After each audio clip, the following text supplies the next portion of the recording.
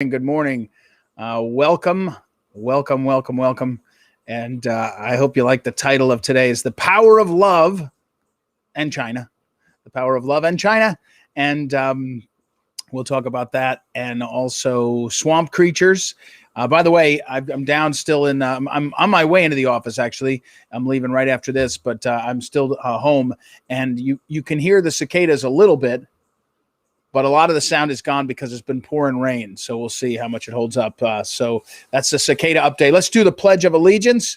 We always want to do our pledge. And let me pull up the flag in case you need it. Please join me in standing. And here we go.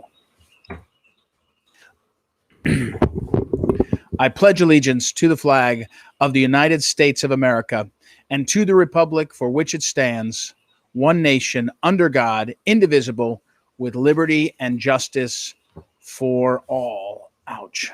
There we go. We're back. All right. So the power of love and China and swamp creatures. So did you notice, I'm sure you did, because the media covered it like it was the greatest thing ever, that Dr. Jill Biden, she has a PhD, I think, in education. She's a student teacher. She's a teachers union member. Very proud of that. She's a teachers union member.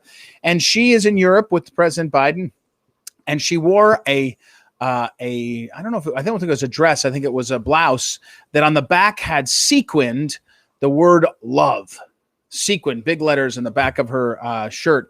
And this was a big deal. This is a big deal. Everyone, the stories in the morning. Wow, this is a whole different approach. It's like a conventional wisdom, politically correct festival in the media when something like this happens, because they covered it like, oh, the Bidens are doing a reset and about how they're going to bring love and all this stuff. Now, two things. One is, I sure would appreciate, the whole point of America First was to say what I've always said is it's a kind of biblical calling, America First. Why? Because the teaching of Christians is, you love God. That's the first thing. And then love your neighbor as yourself. But you have to love yourself before your neighbor.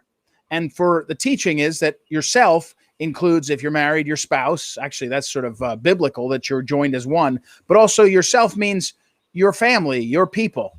You can't, in other words, you have to have your priorities in order. Love God, then love yourself, then love your neighbor. If you don't do it in that order, it's empty and it ends up distorted. So if you just love your neighbor, don't love God, don't love yourself, you might do something good, but it doesn't work for long. It doesn't stay ordered. Human beings need to be in ordered relationships with the truth. So one of the newest trends in the last 5 years, I think when you hear me say it, you'll say, have you heard this? Have you been presented with this phrase, love wins? Love always wins. And so you say, well, what does that mean? And what it means is, if you want to be transgender, love wins. We just love you. If you want to be in a same-sex marriage, love wins. If you want to do X or Y or Z or PDQ, I assume a polygamy or a polyamorous or whatever it is, love always wins. So all it said is, it doesn't matter any truth. It doesn't matter anything ordered as long as you love. So the real deviousness of this is it takes out of the character of love, the idea of love, it's ordered relationships, right? The orderedness of it. And so it's just hollow. It's just another word. And actually, it's really terrible because, true Christian love, it's a little bit like true Christian joy, or actually just say it better, true love or true joy, meaning tied to the truth, isn't always happy. You can love someone and they can be going through an illness or going through a terrible time, and it's not a happy time, but you love them and it's fulfilling and it's ordered. It's part of who you are. You can, just like you can be joyful. You can be at peace with where you are and experience a sense of contentment and fulfillment, not necessarily be happy, right? Not necessarily be happy. Joy is different than happiness. Love is different than happiness because they're feelings. Happy is feeling. Sad is feeling. Joy and love are characteristics of orderedness, and the orderedness is towards truth.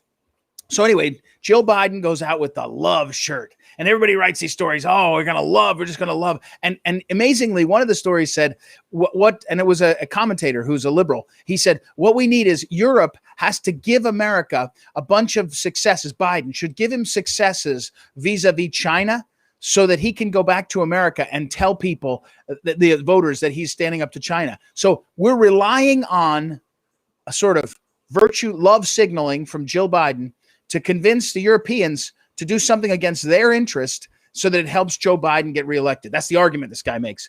Won't happen.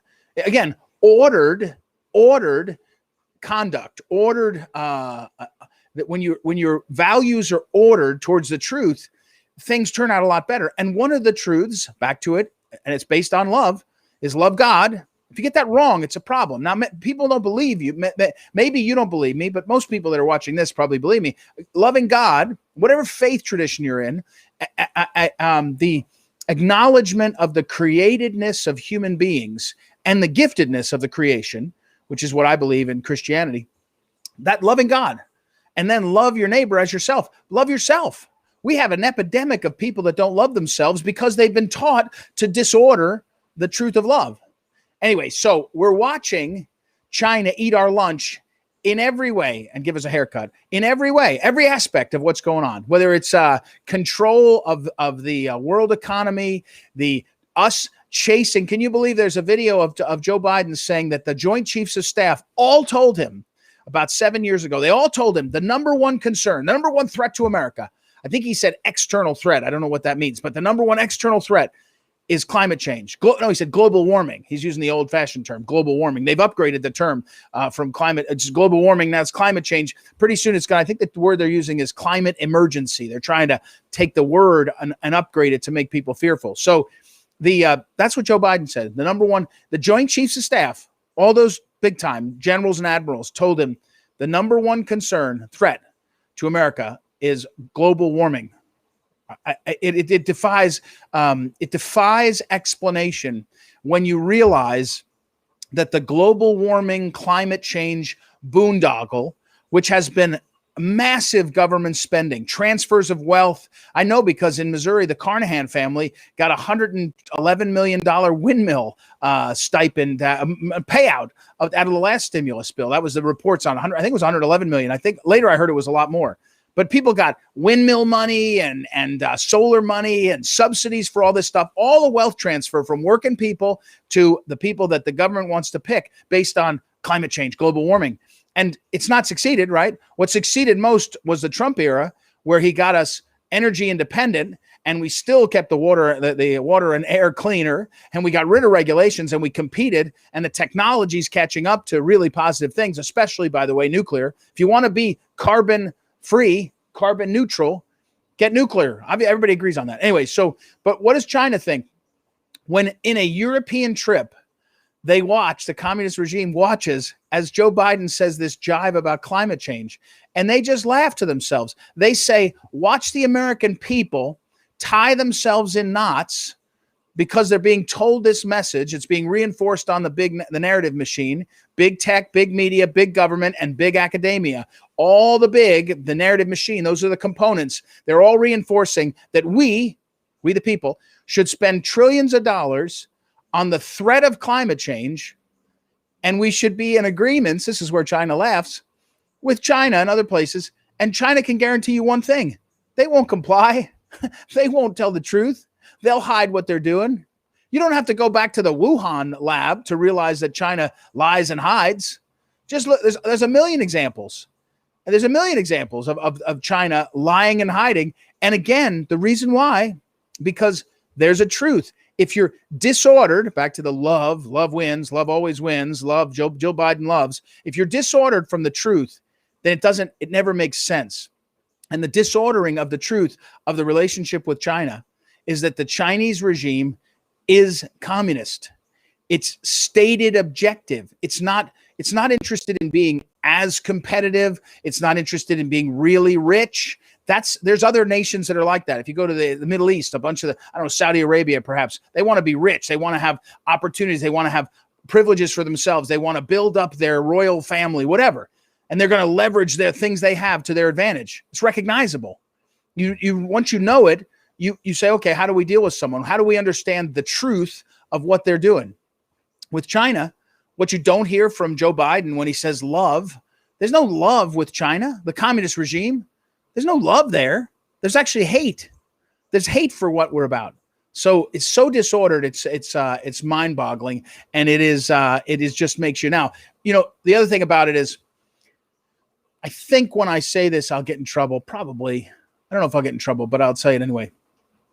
Those kind of sequined blouses or shirts that Jill Biden wore, there's two things about them that are really just objectionable. One, they're really not attractive. Like, don't we want our people, men and women, to look good? There's some things that aren't attractive. Sequin shirts, they're fun on the boardwalk, right? Or at the I remember going to the Jefferson County, Missouri Fair. It's a great fair, the summer, the county fair, or Missouri State Fair. One year, my wife and I went, saw a great concert. Counting Crows was in concert.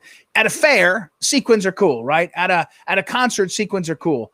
At a national event, not so cool. Not so cool. Not normal, really.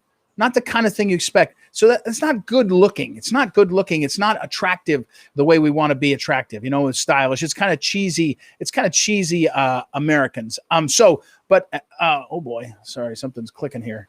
Make sure that stays closed. And but the second point here is, it's a classic swamp creature move. That's a totally engineered set of stories. I'm sure it was coached that was coming.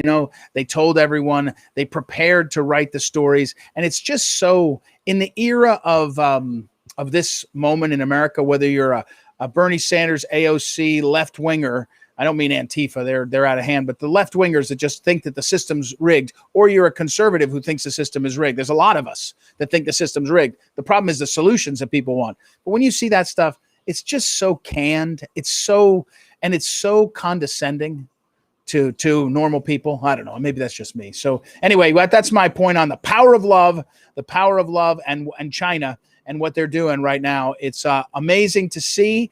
And we've got a lot of work to do to keep our nation, keep our republic strong and in the world. So we'll see what happens. So, all right, everybody, we've got a big weekend in the Martin family. We've got a couple of end of the year events, parties, I think, for the kids with schoolmates, and then some sports, and it should be great. So we'll talk again next week, and thanks for tuning in. By the way, visit proamericareport.com, see all my interviews over there, and sign up for the daily email. You want to do that. So, and we will next week, I will talk about it Monday.